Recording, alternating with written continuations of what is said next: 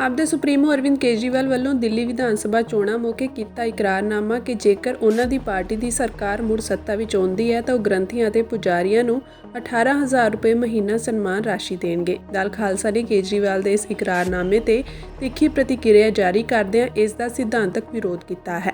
ਦਲ ਖਾਲਸਾ ਦੇ ਵਰਕਿੰਗ ਪ੍ਰਧਾਨ ਪਰਮਜੀਤ ਸਿੰਘ ਮੰਡ ਦਾ ਕਹਿਣਾ ਹੈ ਕਿ ਗ੍ਰੰਥੀ ਸਿੰਘ ਗੁਰੂ ਘਰ ਦੇ ਵਜ਼ੀਰ ਹੁੰਦੇ ਹਨ ਤੇ ਉਹਨਾਂ ਨੂੰ ਸੰਗਤ ਵੱਲੋਂ ਆਏ ਚੜਾਵੇ ਵਿੱਚੋਂ ਮਾਇਆ ਭੇਟਾ ਕੀਤੀ ਜਾਂਦੀ ਹੈ। ਉਹ ਕਿਸੇ ਸਰਕਾਰੀ ਖਜ਼ਾਨੇ ਦੀ ਮਦਦ ਦੇ ਮੁਹਤਾਜ ਨਹੀਂ ਹੋ ਸਕਦੇ। ਕੇਜਰੀਵਾਲ ਵੱਲੋਂ ਇਹ ਵੋਟਾਂ ਬਟੋਰਨ ਦੇ ਮਨੋਰਥ ਨਾਲ ਕੀਤੀ ਪੇਸ਼ਕਸ਼ ਗ੍ਰੰਥੀਆਂ ਦਾ ਅਪਮਾਨ ਹੈ। ਕੇਜਰੀਵਾਲ ਇੰਜ ਕਰਕੇ ਸਿੱਖ ਗੁਰਦੁਆਰਿਆਂ ਦੀ ਸਟੇਜ ਉੱਤੇ ਸਿੱਧਾ ਕੰਟਰੋਲ ਕਰਨ ਦੀ ਨੀਅਤ ਰੱਖਦੇ ਹਨ, ਜੋ ਪੰਥ ਨੂੰ ਪ੍ਰਵਾਨ ਨਹੀਂ ਹੈ। ਉਨ੍ਹਾਂ ਕਿਹਾ ਕਿ ਕੇਜਰੀਵਾਲ ਦਾ ਚੋਣ ਵਾਅਦਾ ਹਿੰਦੂਤਵੀ ਤਾਕਤਾਂ ਦਾ ਗੁਰਦੁਆਰਿਆਂ ਅੰਦਰ ਘੁਸਪੈਠ ਦਾ ਰਾਹ ਖੋਲ੍ਹਦਾ ਹੈ। ਜੇਕਰ ਅਜਿਹਾ ਹੁੰਦਾ ਹੈ ਤਾਂ ਸਹਿਜੇ ਗ੍ਰੰਥੀ ਸਿੰਘ ਗੁਰੂ ਦੀ ਸੰਗਤ ਦੇ ਵਫਾਦਾਰ ਨਾ ਰਹਿ ਕੇ ਕੇਜਰੀਵਾਲ ਦੇ ਵਫਾਦਾਰ ਬਣ ਕੇ ਰਹਿ ਜਾਣਗੇ। ਇੱਕ ਸਮਾਂ ਉਹ ਵੀ ਆਏਗਾ ਜਦੋਂ ਕੇਜਰੀਵਾਲ ਦੀ ਸਕੀਮ ਤਹਿਤ ਸਨਮਾਨ ਰਾਸ਼ੀ ਲੈਣ ਵਾਲੇ ਗ੍ਰੰਥੀ ਸਿੰਘ ਗੁਰਦੁਆਰਿਆਂ ਦੀਆਂ ਸਟੇਜ ਉੱਤੇ ਹਿੰਦੂ ਮਤ ਅਨੁਸਾਰ ਗੁਰਬਾਣੀ ਦੀ ਵਿਆਖਿਆ ਕਰਨਗੇ। ਸਰਦਾਰ ਮੰਡ ਨੇ ਜਥੇਦਾਰ ਸ਼੍ਰੀ ਅਕਾਲ ਤਖਤ ਸਾਹਿਬ ਗਿਆਨੀ ਰਘਬੀਰ ਸਿੰਘ ਨੂੰ ਅਪੀਲ ਕੀਤੀ ਕਿ ਉਹ ਤਖਤ ਸਾਹਿਬ ਤੋਂ ਆਦੇਸ਼ ਜਾਰੀ ਕਰਕੇ ਕੇਜਰੀਵਾਲ ਦੇ ਮਨ ਲੁਭਾਉਣ ਵਾਲੀ ਪੇਸ਼ਕਸ਼ ਦਾ ਗੰਭੀਰ ਨੋਟਿਸ ਲੈਣ। ਦਿੱਲੀ ਕਮੇਟੀ ਸਮੇਤ ਦਿੱਲੀ ਦੀਆਂ ਸਮੂਹ ਸਿੰਘ ਸਭਾਵਾਂ ਅਤੇ ਸਥਾਨਕ ਗੁਰਦੁਆਰਿਆਂ ਦੇ ਗ੍ਰੰਥੀ ਸਿੰਘਾਂ ਨੂੰ ਖਬਰਦਾਰ ਕਰਨ ਕਿ ਉਹ ਸਿੱਖੀ ਅੰਦਰ ਘੁਸਪੈਠ ਤੇ ਇਸ ਚੋਰ ਮੋਰੀ ਦੇ ਝਾਂਸੇ ਤੋਂ ਸੁਚੇਤ ਰਹਿਣ। ਕੇਜਰੀਵਾਲ ਅੱਜ ਜੋ ਇਹ ਪੈਂਤੜਾ ਦਿੱਲੀ ਵਿੱਚ ਖੇਡਣ ਜਾ ਰਿਹਾ ਹੈ, ਕੱਲ੍ਹ ਇਹ ਪੰਜਾਬ ਚੋਣਾਂ ਵਿੱਚ ਵੀ ਵਰਤਿਆ ਜਾਵੇਗਾ।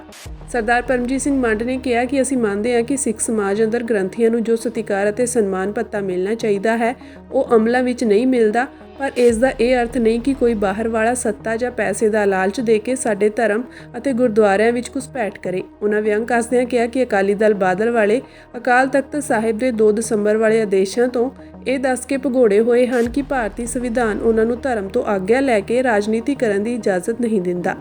ਉਹਨਾਂ ਪੁੱਛਿਆ ਕਿ ਉਹੀ ਸੰਵਿਧਾਨ ਕੇਜਰੀਵਾਲ ਨੂੰ ਧਰਮ ਦੇ ਖੇਤਰ ਵਿੱਚ ਸਨਮਾਨਿਤ ਪਦਵੀਆਂ ਤੇ ਬੈਠੇ ਵਿਸ਼ੇਸ਼ ਵਰਗ ਨੂੰ ਮਾਇਆ ਦਾ ਲਾਲਚ ਦੇ ਕੇ ਉਹਨਾਂ ਦੀਆਂ ਵੋਟਾਂ ਬਟੋਰਨ ਦਾ ਹੱਕ ਕਿਵੇਂ ਦਿੰਦਾ ਹੈ।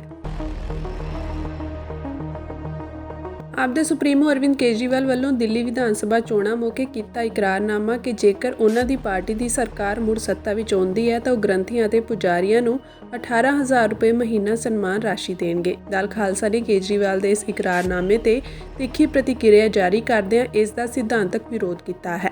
ਦਲ ਖਾਲਸਾ ਦੇ ਵਰਕਿੰਗ ਪ੍ਰਧਾਨ ਪਰਮਜੀਤ ਸਿੰਘ ਮੰਡ ਦਾ ਕਹਿਣਾ ਹੈ ਕਿ ਗ੍ਰੰਥੀ ਸਿੰਘ ਗੁਰੂ ਘਰ ਦੇ ਵਜ਼ੀਰ ਹੁੰਦੇ ਹਨ ਤੇ ਉਹਨਾਂ ਨੂੰ ਸੰਗਤ ਵੱਲੋਂ ਆਏ ਚੜਾਵੇ ਵਿੱਚੋਂ ਮਾਇਆ ਭੇਟਾ ਕੀਤੀ ਜਾਂਦੀ ਹੈ। ਉਹ ਕਿਸੇ ਸਰਕਾਰੀ ਖਜ਼ਾਨੇ ਦੀ ਮਦਦ ਦੇ ਮੁਹਤਾਜ ਨਹੀਂ ਹੋ ਸਕਦੇ। ਕੇਜਰੀਵਾਲ ਵੱਲੋਂ ਇਹ ਵੋਟਾਂ ਬਟੋਰਨ ਦੇ ਮਨੋਰਥ ਨਾਲ ਕੀਤੀ ਪੇਸ਼ਕਸ਼ ਗ੍ਰੰਥੀਆਂ ਦਾ ਅਪਮਾਨ ਹੈ। ਕੇਜਰੀਵਾਲ ਇੰਜ ਕਰਕੇ ਸਿੱਖ ਗੁਰਦੁਆਰਿਆਂ ਦੀ ਸਟੇਜ ਉੱਤੇ ਸਿੱਧਾ ਕੰਟਰੋਲ ਕਰਨ ਦੀ ਨੀਅਤ ਰੱਖਦੇ ਹਨ, ਜੋ ਪੰਥ ਨੂੰ ਪ੍ਰਵਾਨ ਨਹੀਂ ਹੈ। ਉਨ੍ਹਾਂ ਕਿਹਾ ਕਿ ਕੇਜਰੀਵਾਲ ਦਾ ਚੋਣ ਵਾਅਦਾ ਹਿੰਦੂਤਵੀ ਤਾਕਤਾਂ ਦਾ ਗੁਰਦੁਆਰਿਆਂ ਅੰਦਰ ਘੁਸਪੈਠ ਦਾ ਰਾਹ ਖੋਲ੍ਹਦਾ ਹੈ। ਜੇਕਰ ਅਜਿਹਾ ਹੁੰਦਾ ਹੈ ਤਾਂ ਸਹਿਜੇ ਗ੍ਰੰਥੀ ਸਿੰਘ ਗੁਰੂ ਦੀ ਸੰਗਤ ਦੇ ਵਫਾਦਾਰ ਨਾ ਰਹਿ ਕੇ ਕੇਜਰੀਵਾਲ ਦੇ ਵਫਾਦਾਰ ਬਣ ਕੇ ਰਹਿ ਜਾਣਗੇ। ਇੱਕ ਸਮਾਂ ਉਹ ਵੀ ਆਏਗਾ ਜਦੋਂ ਕੇਜਰੀਵਾਲ ਦੀ ਸਕੀਮ ਤਹਿਤ ਸਨਮਾਨ ਰਾਸ਼ੀ ਲੈਣ ਵਾਲੇ ਗ੍ਰੰਥੀ ਸਿੰਘ ਗੁਰਦੁਆਰਿਆਂ ਦੀਆਂ ਸਟੇਜ ਉੱਤੇ ਹਿੰਦੂ ਮਤ ਅਨੁਸਾਰ ਗੁਰਬਾਣੀ ਦੀ ਵਿਆਖਿਆ ਕਰਨਗੇ। ਸਰਦਾਰ ਮੰਡ ਨੇ ਜਥੇਦਾਰ ਸ਼੍ਰੀ ਅਕਾਲ ਤਖਤ ਸਾਹਿਬ ਗਿਆਨੀ ਰਘਬੀਰ ਸਿੰਘ ਨੂੰ ਅਪੀਲ ਕੀਤੀ ਕਿ ਉਹ ਤਖਤ ਸਾਹਿਬ ਤੋਂ ਆਦੇਸ਼ ਜਾਰੀ ਕਰਕੇ ਕੇਜਰੀਵਾਲ ਦੇ ਮਨ ਲੁਭਾਉਣ ਵਾਲੀ ਪੇਸ਼ਕਸ਼ ਦਾ ਗੰਭੀਰ ਨੋਟਿਸ ਲੈਣ। ਦਿੱਲੀ ਕਮੇਟੀ ਸਮੇਤ ਦਿੱਲੀ ਦੀਆਂ ਸਮੂਹ ਸਿੰਘ ਸਭਾਵਾਂ ਅਤੇ ਸਥਾਨਕ ਗੁਰਦੁਆਰਿਆਂ ਦੇ ਗ੍ਰੰਥੀ ਸਿੰਘਾਂ ਨੂੰ ਖਬਰਦਾਰ ਕਰਨ ਕਿ ਉਹ ਸਿੱਖੀ ਅੰਦਰ ਘੁਸਪੈਠ ਤੇ ਇਸ ਚੋਰ ਮੋਰੀ ਦੇ ਝਾਂਸੇ ਤੋਂ ਸੁਚੇਤ ਰਹਿਣ। ਕੇਜਰੀਵਾਲ ਅੱਜ ਜੋ ਇਹ ਪੈਂਤੜਾ ਦਿੱਲੀ ਵਿੱਚ ਖੇਡਣ ਜਾ ਰਿਹਾ ਹੈ, ਕੱਲ੍ਹ ਇਹ ਪੰਜਾਬ ਚੋਣਾਂ ਵਿੱਚ ਵੀ ਵਰਤਿਆ ਜਾਵੇਗਾ। ਸਰਦਾਰ ਪਰਮਜੀਤ ਸਿੰਘ ਮੰਡ ਨੇ ਕਿਹਾ ਕਿ ਅਸੀਂ ਮੰਨਦੇ ਹਾਂ ਕਿ ਸਿੱਖ ਸਮਾਜ ਅੰਦਰ ਗ੍ਰੰਥੀਆਂ ਨੂੰ ਜੋ ਸਤਿਕਾਰ ਅਤੇ ਸਨਮਾਨ ਭੱਤਾ ਮਿਲਣਾ ਚਾਹੀਦਾ ਹੈ ਉਹ ਅਮਲਾਂ ਵਿੱਚ ਨਹੀਂ ਮਿਲਦਾ, ਪਰ ਇਸ ਦਾ ਇਹ ਅਰਥ ਨਹੀਂ ਕਿ ਕੋਈ ਬਾਹਰ ਵਾਲਾ ਸੱਤਾ ਜਾਂ ਪੈਸੇ ਦਾ ਲਾਲਚ ਦੇ ਕੇ ਸਾਡੇ ਧਰਮ ਅਤੇ ਗੁਰਦੁਆਰਿਆਂ ਵਿੱਚ ਘੁਸਪੈਠ ਕਰੇ। ਉਹਨਾਂ ਵਿਅੰਗ ਕੱਸਦਿਆਂ ਕਿਹਾ ਕਿ ਅਕਾਲੀ ਦਲ ਬਾਦਲ ਵਾਲੇ ਅਕਾਲ ਤਖਤ ਸਾਹਿਬ ਦੇ 2 ਦਸੰਬਰ ਵਾਲੇ ਆਦੇਸ਼ਾਂ ਤੋਂ ਇਹ ਦੱਸ ਕੇ ਭਗੌੜੇ ਹੋਏ ਹਨ ਕਿ ਭਾਰਤੀ ਸੰਵਿਧਾਨ ਉਹਨਾਂ ਨੂੰ ਧਰਮ ਤੋਂ ਆਗਿਆ ਲੈ ਕੇ ਰਾਜਨੀਤੀ ਕਰਨ ਦੀ ਇਜਾਜ਼ਤ ਨਹੀਂ ਦਿੰਦਾ। ਉਹਨਾਂ ਪੁੱਛਿਆ ਕਿ ਉਹੀ ਸੰਵਿਧਾਨ ਕੇਜਰੀਵਾਲ ਨੂੰ ਧਰਮ ਦੇ ਖੇਤਰ ਵਿੱਚ ਸਨਮਾਨਿਤ ਪਦਵੀਆਂ ਤੇ ਬੈਠੇ ਵਿਸ਼ੇਸ਼ ਵਰਗ ਨੂੰ ਮਾਇਆ ਦਾ ਲਾਲਚ ਦੇ ਕੇ ਉਹਨਾਂ ਦੀਆਂ ਵੋਟਾਂ ਬਟੋਰਨ ਦਾ ਹੱਕ ਕਿਵੇਂ ਦਿੰਦਾ ਹੈ।